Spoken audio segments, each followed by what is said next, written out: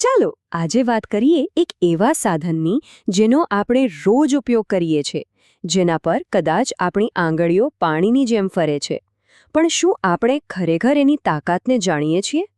આજે આપણે કોમ્પ્યુટર કીબોર્ડના દરેક ખૂણાને સમજીશું. ક્યારેક કીબોર્ડ સામે જોઈને વિચાર આવ્યો છે કે આટલી બધી કીઝની જરૂર શું છે?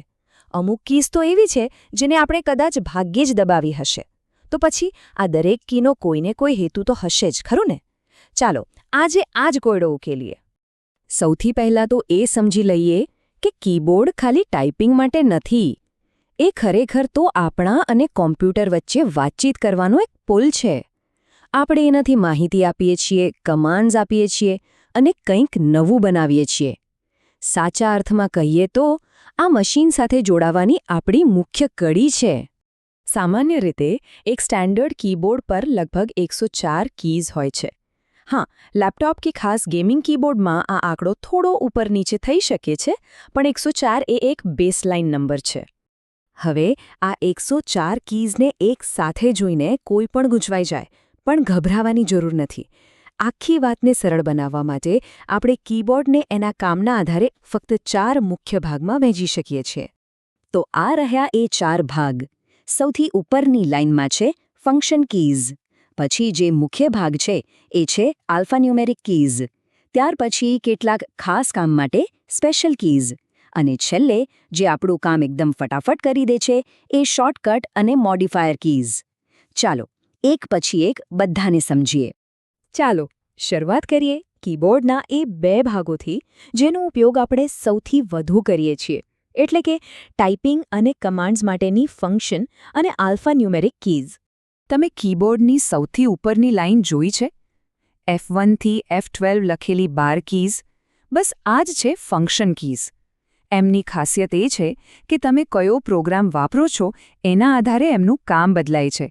જેમ કે મોટાભાગના પ્રોગ્રામ્સમાં F1 દબાવવાથી હેલ્પ મેનુ ખુલે છે, જ્યારે બ્રાઉઝરમાં F5 દબાવવાથી પેજ રિફ્રેશ થઈ જાય છે.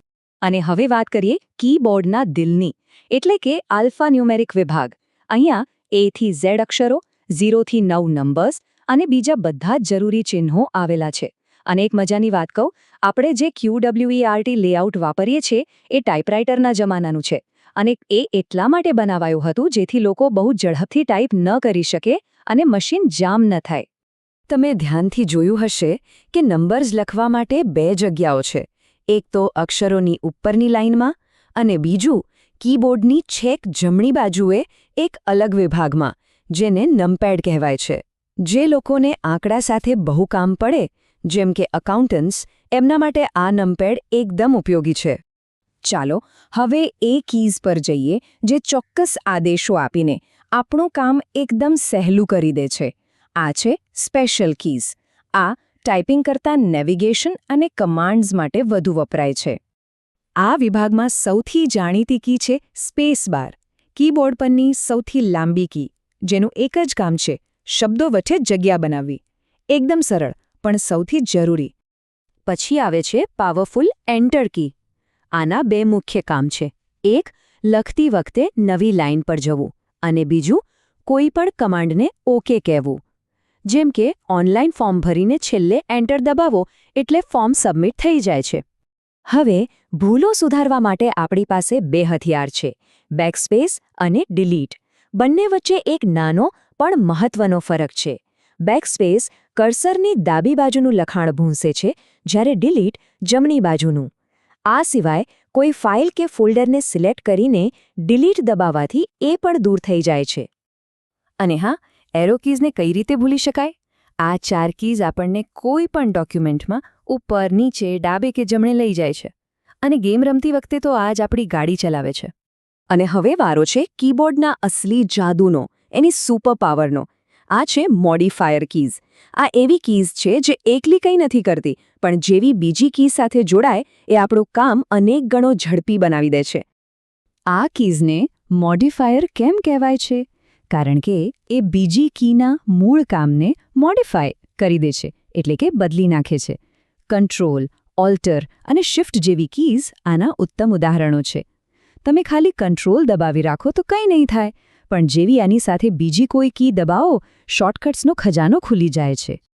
એકદમ સિમ્પલ ઉદાહરણ લઈએ. તમે ખાલી સી દબાવો તો શું થાય? સી અક્ષર લખાય છે, બરાબર? પણ જેવું તમે કંટ્રોલ કી દબાવીને સી દબાવો, એટલે કે Ctrl+C, એ તરત જ કોપી કરવાનો પાવરફુલ કમાન્ડ બની જાય છે. વિચારો, આવા શોર્ટકટ્સથી આપણો કેટલો સમય બચે છે? તો મુખ્ય મોડિફાયર કીઝ છે કંટ્રોલ, ઓલ્ટર અને શિફ્ટ. આ સેંકડો શોર્ટકટ્સની ચાવી છે. એના સિવાય કેપ્સ લોક જેવી ટોગલ કી પણ છે, જે એકવાર દબાવવાથી ચાલુ થાય અને બધા અક્ષરો કેપિટલમાં લખાય અને બીજી વાર દબાવવાથી બંધ થઈ જાય.